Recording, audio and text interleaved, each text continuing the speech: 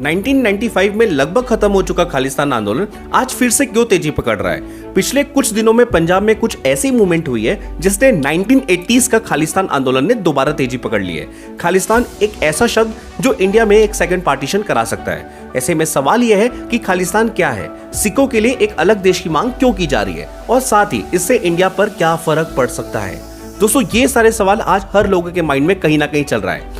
आज के इस न्यू एपिसोड में हम आपको इन सभी सवालों के जवाब बहुत ही शॉर्ट में बताने वाले हैं। दोस्तों वीडियो काफी इंटरेस्टिंग है, इसलिए वीडियो को लास्ट तक जरूर देखें और साथ ही अगर आपको हमारे द्वारा दी गई जानकारी पसंद आए तो वीडियो को ज्यादा से ज्यादा अपने दोस्तों के साथ शेयर करें। अगर आप चैनल पर न्यू है तो प्लीज चैनल को जरूर सब्सक्राइब करें ताकि इसी तरह के अमेजिंग वीडियोस हम आप तक पहुंचा सके। तो चलिए दोस्तों अपने कमर की पेटियों को बांध लीजिए। हेलो दोस्तों, मैं हूं ऋषि, आपके फैक्ट चैनल का सूत्रधार और आप देख रहे हैं ऑल इन वन फैक्ट। स्वागत है आप सभी का ऑल इन वन फैक्ट के न्यू एपिसोड में। सेगमेंट 1, हाल ही में पंजाब में हिंसा का होना। दोस्तों 23 फरवरी को पंजाब में एक बड़ी हिंसा का होना हमें हमारे डार्क पास्ट की याद दिलाता है। इस हिंसा के पीछे का मेन रीजन पंजाब पुलिस द्वारा लवप्रीत तूफान को एक किडनैपिंग केस में गिरफ्तार करना था। लवप्रीत तूफान अमृतपाल के काफी करीबी सपोर्टर है, जिसके चलते अमृतपाल के सैकड़ों सपोर्टर्स अमृतसर के अंजाला पुलिस स्टेशन घुस गए, वो भी तलवारों और बंदूकों के साथ, जहां अमृतपाल ने पुलिस को ही एक अल्टीमेटम दे दिया, जहां सिचुएशन को कंट्रोल में करने के लिए पुलिस ने उनके साथ निगोशिएट किया और लवप्रीत सिंह को रिलीज कर दिया गया। लेकिन सवाल यह है कि आखिर कौन है ये अमृतपाल सिंह। अमृतपाल सिंह ये नाम पिछले कुछ महीनों से काफी तेजी से फैल रहा है। 6 महीने पहले आपने ये नाम सुना भी नहीं होगा, लेकिन आज अमृतपाल सिंह पंजाब का एक बड़ा लीडर बनकर उभर रहा है। अमृतपाल सिंह खुद को खालिस्तान लीडर कहता है, जिसे लोग भिंद्रनवाले 2.0 कहते हैं। दीप सिद्धू जो कि एक एक्टर थे, फार्मर प्रोटेस्ट के दौरान काफी कंट्रोवर्शियल फिगर बन चुके थे। दीप सिद्धू ने वारिस पंजाब ने नाम की एक सोशल ऑर्गेनाइजेशन बनाई थी, जिसका ऑब्जेक्टिव सेंट्रल गवर्नमेंट से पंजाब के राइट्स दिलवाना और साथ ही पंजाबी कल्चर को सेव करना था। लेकिन पंजाब चुनाव के 5 दिन पहले ही एक रोड एक्सीडेंट में दीप सिद्धू की डेथ हो गई थी, जिसके बाद अमृतपाल सिंह को वारिस दे पंजाब का हेड बना दिया गया। हाल ही में अमृतपाल सिंह ने एक इंटरव्यू में ये ओपनली कह दिया है कि हमारे होम मिनिस्टर का भी वही अंजाम होगा जो हमारी प्राइम मिनिस्टर इंदिरा गांधी जी का हुआ था। आज पंजाब की सिचुएशन काफी डेंजरस बनती जा रही है, जो हमें पंजाब के डार्क पास्ट की याद दिलाता है। सेगमेंट 2, खालिस्तान मूवमेंट क्या है।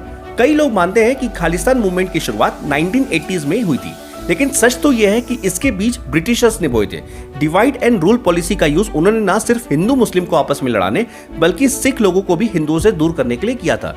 ब्रिटिशर्स को यह पता था कि इंडिया के लोगों को कास्ट एंड रिलीजन के बेसिस पर अलग करना जरूरी है।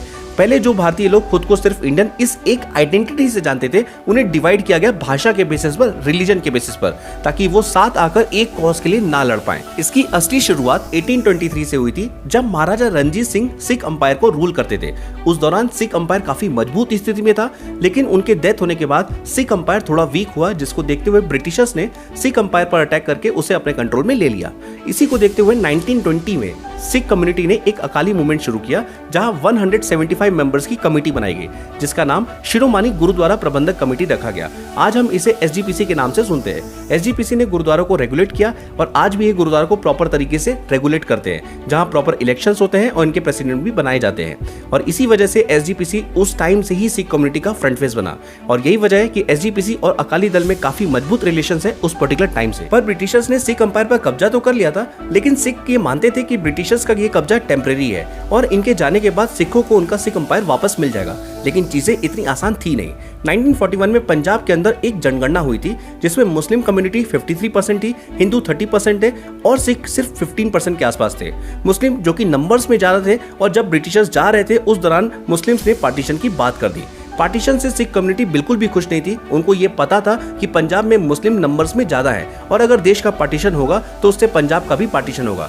इसी को देखते हुए सिख कम्युनिटी ने एक रेजोल्यूशन पास किया, जिसमें उन्होंने सिखिस्तान की मांग की। उनका कहना था कि देश के पार्टीशन से मुस्लिम को पाकिस्तान मिल जाएगा, हिंदू को हिंदुस्तान मिल जाएगा और इससे सिख को क्या मिलेगा। सिख कम्युनिटी डिवाइड होना नहीं चाहती थी। देश का जब पार्टीशन हुआ तो इस पार्टीशन से पंजाब का एक बड़ा हिस्सा पाकिस्तान में चला गया, जबकि दूसरा हिस्सा इंडिया में रह गया।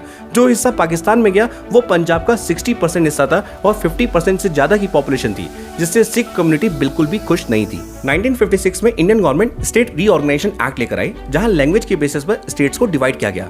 इस एक्ट को लाने की मेन वजह इंडिया, जो कि एक सेकुलर कंट्री है, धर्म और जाति के आधार पर स्टेट्स नहीं बनाया जा सकता था। इसी के बेसिस पर तेलुगु बोलने वालों को आंध्र प्रदेश दे दिया गया, मराठी बोलने वालों को महाराष्ट्र मिल गया। दिया। इसमें सिख कम्युनिटी की डिमांड पंजाब में एक सेपरेट कॉन्स्टिट्यूशन की मांग थी, क्योंकि पंजाब की लैंग्वेज पंजाबी थी, जिसे गवर्नमेंट ने इस डिमांड को रिजेक्ट कर दिया। 1971 में पहली बार खालिस्तान इस शब्द का इंटरनेशनली यूज हुआ न्यूयॉर्क टाइम्स की एक एडवर्टाइजमेंट में।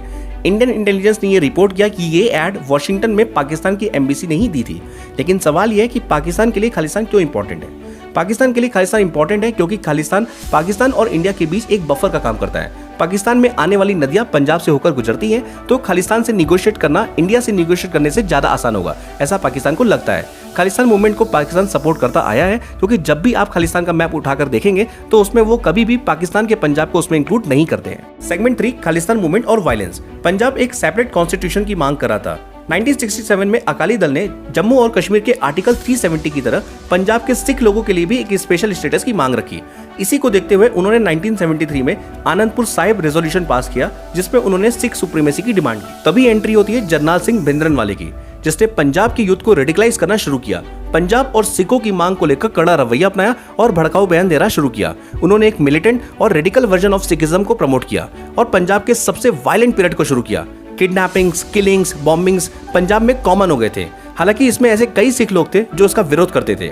1980s में इस वायलेंट की वजह से 22,000 से भी ज्यादा लोगों की जाने गई, जिसमें 12,000 से ज्यादा सिविलियन थे।